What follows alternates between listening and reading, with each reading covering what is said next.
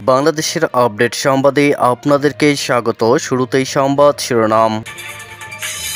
ঘুরে গেল খেলা, অবৈধভাবে ক্ষমতা দখল করার দায়ে প্রধান উপদেষ্টা ডক্টর মোহাম্মদ ইউনূসের নামে মামলা। এরপর জানিয়ে দেব সরকার বিএনপির পক্ষে ভোট সম্ভব নয়, বন্ধু থেকে শত্রু ইউনূসের বিরুদ্ধে বিষাদগার নাহিদের। এদিকে নির্বাচন নিয়ে ইউনূসের সঙ্গে আলোচনায় অসন্তোষ, পথে নামছে বিএনপি। এদিকে ৪৮ ঘন্টার মধ্যে দাবি না মানলে লং মার্চ টু ঢাকা কর্মসূচি ঘোষণা। আরও জানাবো জরুরি সংবাদ সম্মেলন ডেকেছে বৈষম্য বিরোধী ছাত্র আন্দোলন। এবং সবশেষে জানিয়ে দেব ৭১-এর ক্ষতিপূরণ $৪৩২ কোটি দিন, ক্ষমা চান বন্ধু পাকিস্তানের কাছে, বড় দাবি বাংলাদেশের। কি উত্তর দিল ইসলামাবাদ, থাকছে বিস্তারিত প্রতিবেদনে। এতক্ষণ শুনছিলেন সংবাদ শিরোনাম, এবার বিস্তারিত। অবৈধভাবে ক্ষমতা দখল করে অন্তর্বর্তী সরকারের প্রধান উপদেষ্টা হিসাবে দেশ পরিচালনার অভিযোগে ডক্টর মোহাম্মদ ইউনূসের নামে মার্কিন যুক্তরাষ্ট্রের মিশিগান অঙ্গরাজ্যে মামলা করেছেন বঙ্গবন্ধু কমিশন ও পরিষদের চেয়ারম্যান প্রবাসী ডক্টর রাব্বি আলম।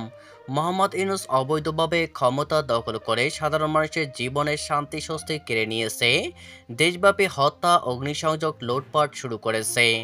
স্থানীয় সময় রোববার বিকেলে নিউ ইয়র্কের জ্যাকসন হাইটসের একটি রেস্তোরাঁয় যুক্তরাষ্ট্র আওয়ামী লীগ আয়োজিত সংবাদ সম্মেলনে এ অভিযোগ করেন নেতারা। সংবাদ সম্মেলনে রাব্বি আলম বলেন, গত ২৮ সেপ্টেম্বর তিনি এই মামলাটি দায়ের করেছিলেন যুক্তরাষ্ট্রের ইস্টার্ন ডিস্ট্রিক্ট অফ মিশিগানের আদালতে। প্রায় ৪ সপ্তাহ পরে গত ২০ নভেম্বর উক্ত মামলাটি আদালতে নথিভুক্ত করা হয়েছে। উক্ত মামলাটির বিচারের দায়িত্বভার পেয়েছেন বিচারক রবার্ট জে পিটার। তিনি বলেন, জাতিসংঘ সাধারণ পরিষদের ৭৯তম অধিবেশনের ফাঁকে গত ২৪ সেপ্টেম্বর সাবেক মার্কিন প্রেসিডেন্ট বিল ক্লিনটনের Clinton global initiative leaders stage অনুষ্ঠানে বক্তব্য প্রদানকালে ডক্টর মোহাম্মদ ইউনূস নিজ মুখেই বলেছিলেন, বৈষম্যবিরোধী ছাত্র আন্দোলনের লিয়াজো কমিটির সমন্বয়ক মাহফুজ আলম আন্দোলনের মাস্টারমাইন্ড ছিলেন। অনুষ্ঠানের মঞ্চে তিনি তার ৩ সফর সঙ্গীকে পরিচয় করিয়ে দেন। এ সময় প্রধান উপদেষ্টা তার বিশেষ সহকারী মাহফুজ আলমকে এই বিশেষণে পরিচয় করিয়ে দেন। জাতিসংঘের অধিবেশনে যোগ দিতে এসে বৈষম্যবিরোধী ছাত্র আন্দোলনের লিয়াজো কমিটির সমন্বয়ক মাহফুজ আলমকে মাস্টারমাইন্ড বলে আখ্যায়িত করেন প্রধান উপদেষ্টা ডক্টর মোহাম্মদ ইউনূস। তারা সকলে মিলে সাবেক প্রধানমন্ত্রী শেখ হাসিনাকে ক্ষমতাচ্যুত করে দেশ ত্যাগে বাধ্য করেছেন বলে উল্লেখ করেন রাব্বি আলম। অবৈধভাবে ক্ষমতা দখল ও সাবেক প্রধানমন্ত্রী শেখ হাসিনাকে ক্ষমতাচ্যুত করে দেশ ত্যাগে বাধ্য করার অভিযোগ এনে প্রধান উপদেষ্টা ডক্টর মোহাম্মদ ইউনূসের নামে মার্কিন যুক্তরাষ্ট্রের মিশিগান অঙ্গরাজ্যের ইস্টার্ন ডিস্ট্রিক্ট আদালতে তিনি এই মামলাটি দায়ের করেছেন। মার্কিন সংবাদ মাধ্যম বাংলা প্রেসের এক প্রশ্নের জবাবে রাব্বি আলম বলেন, এই মামলার সঠিক রায় হলে অন্তর্বর্তী সরকারের প্রধান উপদেষ্টা ডক্টর মোহাম্মদ ইউনূসকে ক্ষমতাচ্যুত করে সাবেক প্রধানমন্ত্রী শেখ হাসিনাকে আবারও ক্ষমতায় বসানো সম্ভব হবে বলে জানান মামলার প্রধান বাদী রাব্বি আলম। এই মামলায় আরও ২ জন বাদী হলেন তার বড় ভাই শেরি রাসু আলম ও ছোট ভাই মোহাম্মদ রিজভী আলম। শেখ হাসিনাকে বাংলাদেশ থেকে উৎখাত করে মোহাম্মদ ইউনূসকে ক্ষমতায় এনেছিলেন, কিন্তু রাজনীতির ময়দানে পা রাখার পর সেই নাহিদ ইসলামের গলাতেই শোনা গেল ইউনূস বিরোধী সুর। ক্ষোভ উগরে বললেন, প্রশাসন বিএনপির হয়ে কাজ করছে, এই সরকারের অধীনে নির্বাচন সম্ভব নয়। কয়েকদিন আগেই বাংলাদেশের জাতীয় নির্বাচনের সম্ভাব্য সময় ঘোষণা করেছেন অন্তর্বর্তী সরকারের প্রধান উপদেষ্টা ডক্টর মোহাম্মদ ইউনূস, কিন্তু তার সঙ্গে বৈঠকের পর অসন্তুষ্ট বিএনপি। দ্রুত ভোটের দাবিতে পথে নামার হুঁশিয়ারি দিয়েছে তারা। এবার নাহিদের এহেন বক্তব্যে নতুন করে সংশয় তৈরি হয়েছে বাংলাদেশের রাজনীতিতে। সম্প্রতি রাজনীতির ময়দানে নাম লিখেছেন বৈষম্যবিরোধী ছাত্র আন্দোলনের নেতাদের রাজনৈতিক দল জাতীয় নাগরিক পার্টি এনসিপি, যার নেতৃত্বে রয়েছেন নাহিদ ইসলাম। তারপর থেকেই ভোট নিয়ে বিএনপিকে চ্যালেঞ্জ ছুড়ে একের পর এক মন্তব্য করতে দেখা গিয়েছে এনসিপির নেতাদের। এবার নাহিদের অভিযোগ, ইউনূসের প্রশাসন বিএনপির হয়ে কাজ করছে। প্রথম আলো সূত্রের খবর, গতকাল বুধবার ঢাকায় আমেরিকা, দক্ষিণ ও মধ্য এশিয়া বিষয়ক উপসহকারী বিদেশমন্ত্রী নিকোল চুলিকের সঙ্গে বৈঠক করেন নাহিদ ইসলাম। ছিলেন এনসিপির অন্যান্য নেতারা। এই আলোচনার পরে সাংবাদিকদের মুখোমুখি হয়ে নাহিদ বলেন, প্রশাসন অনেক জায়গা বিএনপির পক্ষে কাজ করছে। এই ধরনের প্রশাসনের অধীনে নির্বাচন করা সম্ভব নয় বলে মনে করে জাতীয় নাগরিক পার্টি এনসিপি। প্রশাসন নিরপেক্ষ না হয়ে পক্ষ নিয়ে কাজ করছে অভিযোগ তুলে নাহিদকে বলতে শোনা যায়, আমরা লক্ষ্য করেছি প্রশাসন আমাদের প্রধান রাজনৈতিক দল বিএনপির পক্ষ অবলম্বন করছে। অনেক জায়গায় এবং মাঠ পর্যায়ে যে ধরনের চাঁদাবাজি চলছে সেই জায়গায়ও মাঠ প্রশাসনকে আসলে নিচ্চ ভূমিকা পালন করছে। আমরা বলেছি যদি এই ধরনের একটা প্রশাসন থাকে তাহলে নির্বাচন করা সম্ভব নয়। লেভেল প্লেয়িং ফিল্ডের জন্য একটি নিরপেক্ষ প্রশাসন, আমলাতন্ত্র এবং পুলিশ আমাদের ঠিক করতে হবে। ফলে ইউনূস সরকারের যে ছাত্রদের নতুন দলের মতবিরোধ বাড়ছে তা স্পষ্ট। নির্বাচনে ডক্টর ইউনূসের সঙ্গে আলোচনায় অসন্তোষ, পথে নামছে বিএনপি।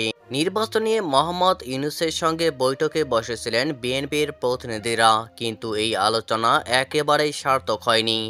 বৈঠক শেষে বিএনপির মহাসচিব মির্জা ফখরুল ইসলাম আলমগীর সাফ জানিয়ে দিয়েছেন, আমরা একেবারেই সন্তুষ্ট নই।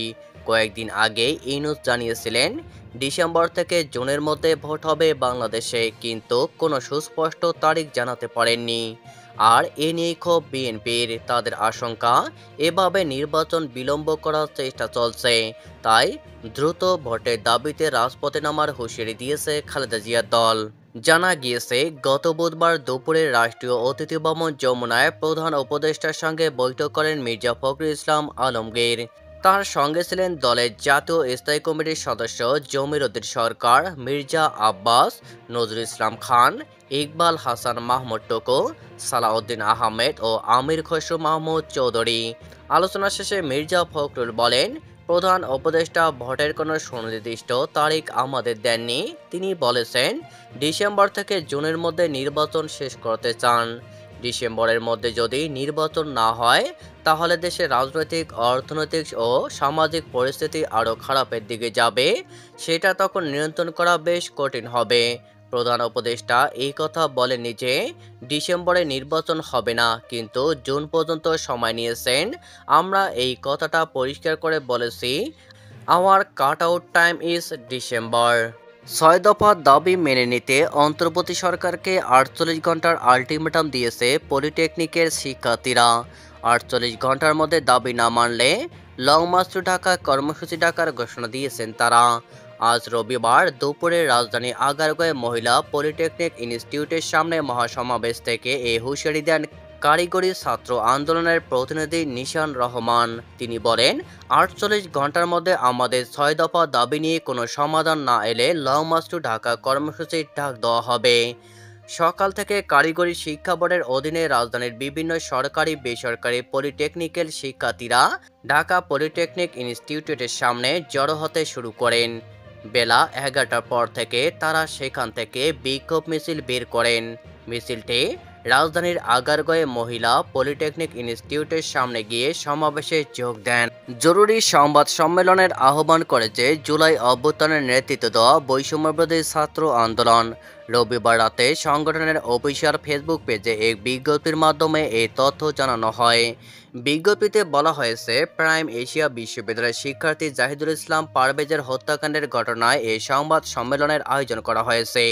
আজ রবিবার রাত 10টায় রাজধানীর বাংলা মোটর রূপায়ণ ট্রেড সেন্টারের দ্বিতীয় তলায় সংগঠনের কার্যালয়ে এই সংবাদ সম্মেলন অনুষ্ঠিত হবে। বাংলাদেশের স্বাধীনতা পূর্ব সময়ে নৃশংস গণহত্যার পাশাপাশি ব্যাপক লুটপাট চালায় পাক সেনা। এছাড়াও পশ্চিম পাকিস্তান আমলে প্রাপ্য প্রাদেশিক অনুদান, ১৯৭০ সালের ঘূর্ণিঝড়ের ক্ষতিগ্রস্তদের জন্য প্রাপ্ত বৈদেশিক অর্থ সাহায্য থেকেও বঞ্চিত করা হয়েছিল। এবার পাকিস্তানের কাছে সেই ক্ষতিপূরণ হিসাবে সর্বমোট $৪৩২ কোটি, বাংলাদেশি মুদ্রায় প্রায় ৫৩,০০০ কোটি টাকা চাইল মোহাম্মদ ইউনূস সরকার। একই সঙ্গে পাক বাহিনী কর্তৃক সংগঠিত গণহত্যার জন্য আনুষ্ঠানিকভাবে ক্ষমা চাওয়ার দাবি করা হলো। উত্তরে পাকিস্তান কি বলল?